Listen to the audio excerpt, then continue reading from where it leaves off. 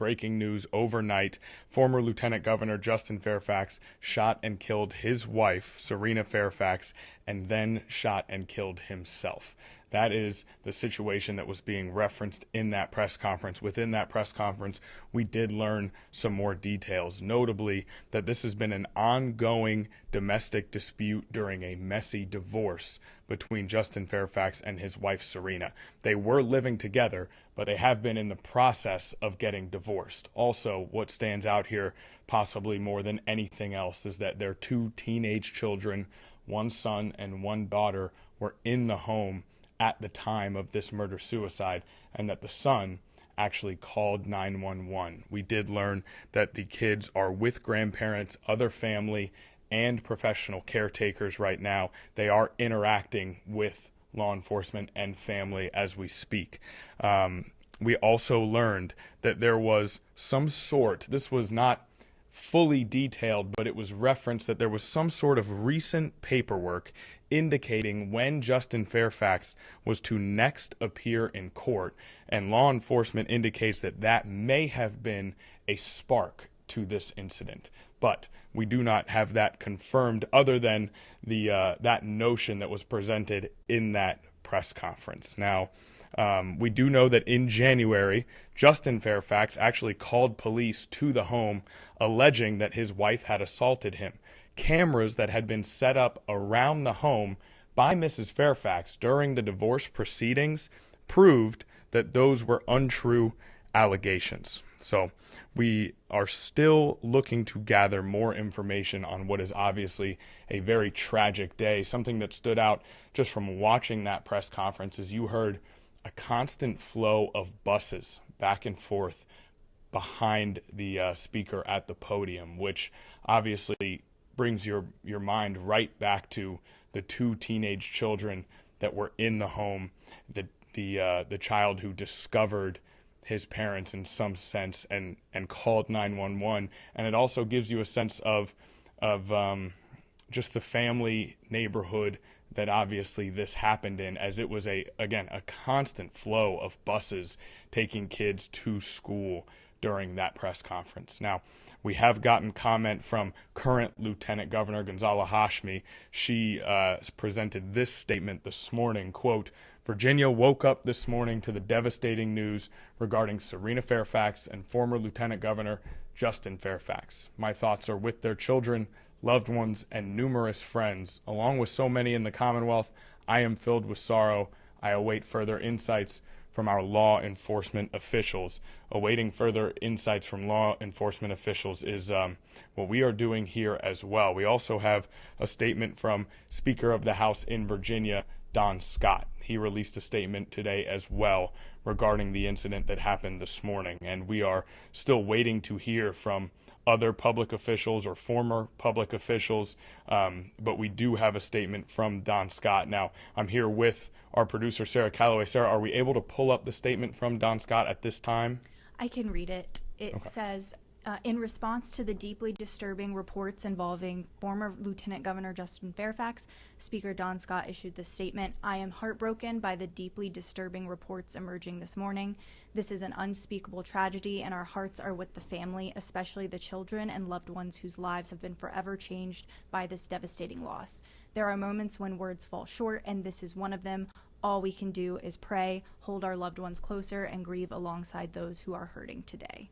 And that is the sentiment from Speaker of the House, Don Scott. One more note about what we heard from law enforcement. He described this incident as not having a pause in between or a large gap of time in between the two shootings, that this all happened spontaneously. That is, again, the word that he used to describe it. This all seemed to happen spontaneously. So we are going to have a lot more coverage of this throughout the day. Here's what we're going to do right now. We're going to go to a commercial break, and we're going to take this coverage over to Live Impact News on 13 News Now Plus. We are going to continue the coverage of this story right now on 13 News Now Plus on Live Impact News. That's coming up after this commercial break. Now, Janet Roach, our main anchor here, will be joining us in that coverage. You can see her on your screen preparing. She was covering Virginia politics. She continues to cover Virginia politics, but she was certainly covering Virginia politics during Justin Fairfax's term as lieutenant governor. So Janet Roach is going to join us to add some more context. For the time being, a tragic day in Fairfax County, a tragic day in Virginia. We are going to go to commercial break now. We'll continue with our coverage on our digital platform coming up next. Okay, welcome back to Live Impact News here on 13 News Now Plus. It's 10:21 a.m. Welcome over to our digital platform if you've been watching us on 13 News Now. We are going to continue with that coverage. I know we've been over this a couple times, but just in case new viewers are joining, I want to once again present the facts of what we are discussing. Overnight, former Lieutenant Governor Justin Fairfax shot and killed his wife, Serena Fairfax, and then shot himself. Their two teenage sons were in the home at the time, their two teenage children, one daughter, one son. The son is the one who called 911. We also know that the couple was in an ongoing domestic dispute during what was described as a messy divorce. We know that in January, Mr. Fairfax called police alleging assault against his wife, but a series of surveillance cameras in the home that had been set up by Mrs. Fairfax during the separation are what led to those allegations being proven untrue. While they were separated, they were living together at this home. In terms of Justin Fairfax and his prominence in public life, he was Lieutenant Governor of Virginia under Governor Ralph Northam from 2018 to 2022. He ran for governor in 2022. He did not win the Democratic nomination, and in 2019, he was accused of sexual assault by two women. Justin Fairfax denied those accusations and allegations. Since leaving office as lieutenant governor and not seeing his campaign for governor lead to election, he has gone back to practicing law, according to law enforcement that we heard from earlier today. So those are the facts of what we're dealing with right now. A tragedy in Virginia today. Now we are going to welcome our main anchor, Janet Roach, to Live Impact News. Janet, thanks for taking a little bit of time to join us here. Mm-hmm. Obviously, we wish that we could have you in here under more positive circumstances, but this is devastating news no matter what way you look at it. I want to start with Justin Fairfax as a politician, because you covered him as a politician. And so what role did he play in Virginia politics? Mm-hmm. What was his term like? Well, I covered him as a politician and as an attorney. And he was a very skilled politician because it was in 2013, and a lot of people hadn't heard of Justin Fairfax. And Mark Herring, people had heard a lot about Mark Herring running for Attorney General in 2013, when suddenly this young man comes up and says, I'm going to run for Attorney General. I'm going to run for the Democratic nomination for Attorney General in Virginia, and that was Justin Fairfax. And he ran a heck of a campaign. And I believe out of 141,000 votes, he lost that primary only by 4,000 votes. So it was very, very close. And a lot of people were very impressed with his, just his political skills, because he hadn't been around. He worked in politics. He used to work for John Kerry back in 2004. So it's not like he was a complete newcomer, but it was and if I'm not mistaken, it was the first office he ran for. It was a statewide office, and he almost beat Mark Herring. Mark Herring, of course, went on to be the Attorney General. And so then he ran for lieutenant governor in 2017, and again raised a lot of money and won that race and became a lieutenant governor under Ralph Northam.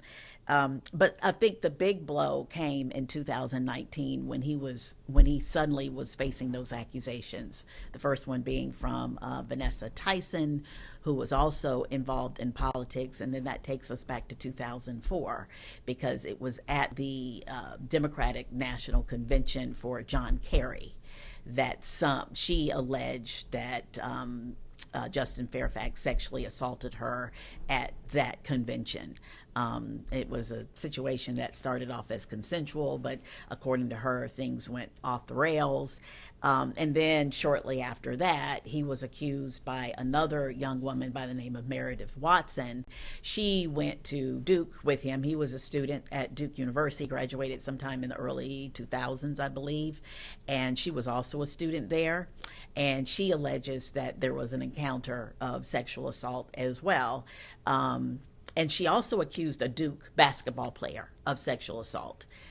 So there was, I remember at the time a lot of confusion and people trying to figure out exactly, what was going on. And I think after those accusations, there were calls for him to step down as lieutenant governor, and it got really, really messy. And I think he went into a mode where he was so determined to exonerate himself, so determined to fight those allegations. I think he called for a criminal investigation. I think he wanted the prosecutor in the area to do an investigation. And so a lot of people were divided. He did find some support from people, and then a lot of people felt like, no, it's time for you to step down from the political stage. But he wasn't about to do that. So he ran for governor in 2022. He was lieutenant governor, and so he ran and didn't get the primary. I do remember that myself and David Allen, we did the debate for the primary, the gubernatorial Democratic debate. And I remember he did a good job. Very skilled politician, very smart guy, went to Columbia Law School and Duke University.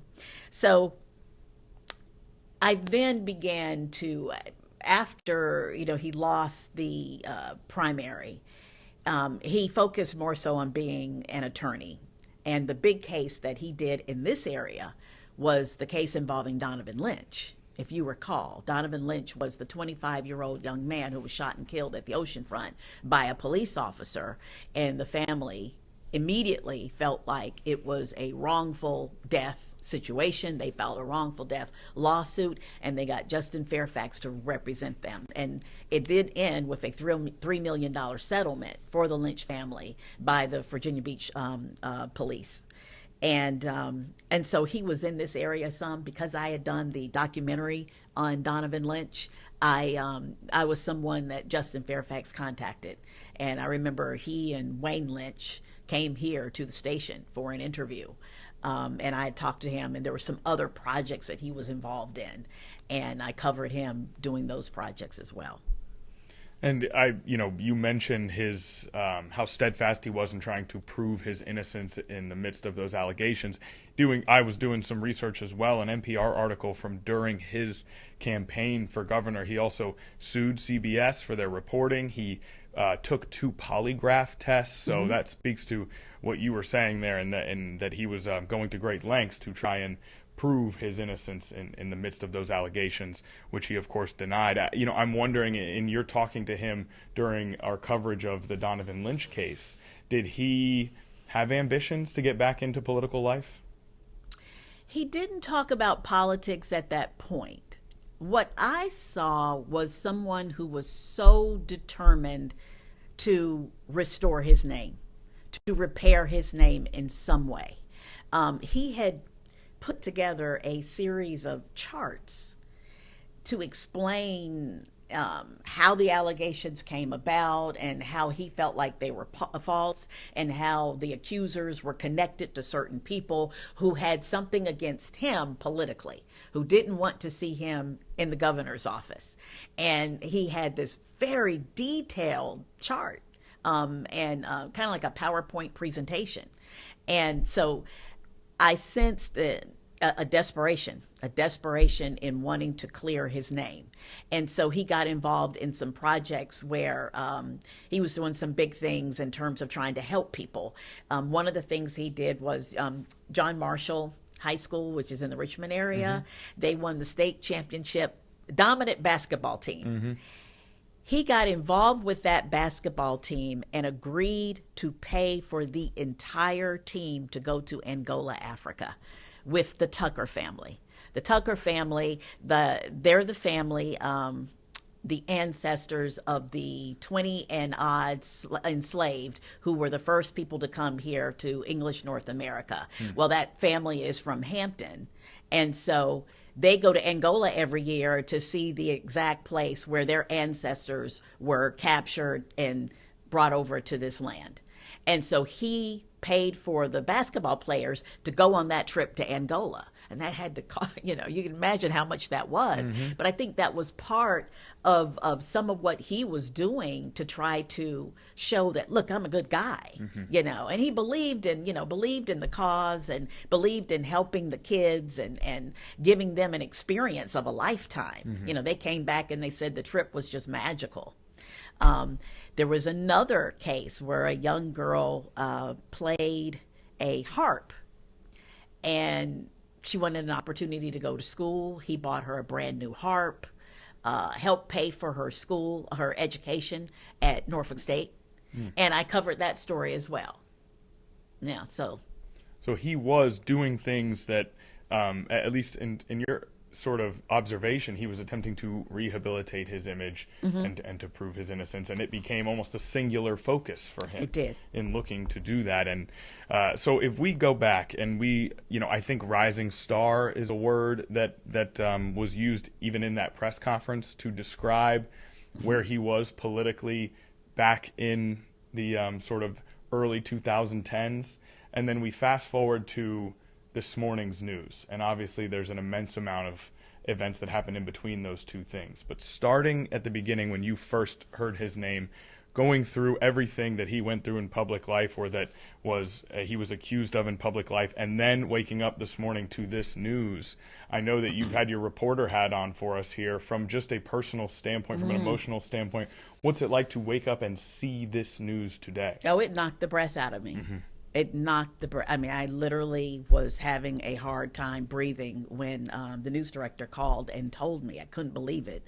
I was driving and I stopped my car and tried to find more information about it. But it was just tragic. I did not know his wife. I only met his wife once. I know she was a dentist, I believe, a very accomplished woman. I know that he has a large family. He comes from a family of people who are all doing amazing things. I believe it's his sister-in-law, went to law school at Harvard with Ketanji Brown Jackson, who is a Supreme Court justice. And I know recently there was a birthday party, I think, for his brother. And I actually, have some friends who attended and family who attended that party, and he was there. That was not too long ago.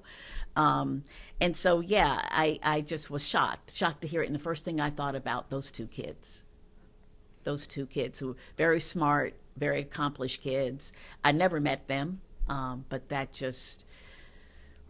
it just sort of knocks your socks off.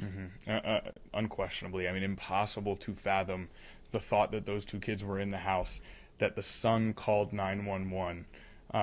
Difficult to hear, difficult to consider. And of course, even law enforcement in that press conference said what I think is most important, which is that all attention right now, the main attention right now, is on those two teenagers, making sure that they are around family and professionals who can help them, and making sure that they're okay. So that is the prevailing sentiment in the midst of an incredibly tragic day here in the Commonwealth. Is there anything else that you want to add, Janet? No, I would just say that pray. I'm getting a lot of text messages from people just, oh my gosh, one person is saying can't stop crying. So I would just say just pray for those kids and the family. Pray for those kids, pray for the family.